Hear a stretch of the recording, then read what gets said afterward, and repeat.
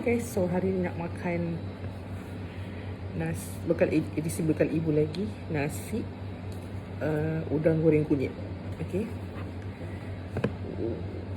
bismillah. Ada sambal, ada kacang botol. Bismillah.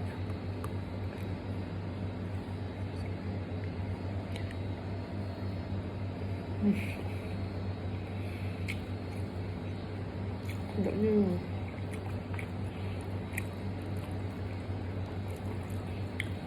Kalau makan bekal ibu kan, tak pernah lah orang kata mengecewakan kan. Air tangan mak kan, sumpah sedap.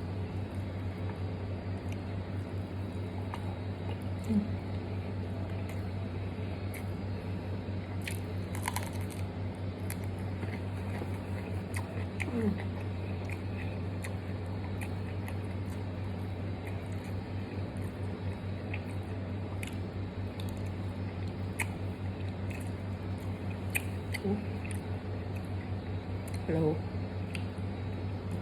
Minta lah ibu korang buat bekal.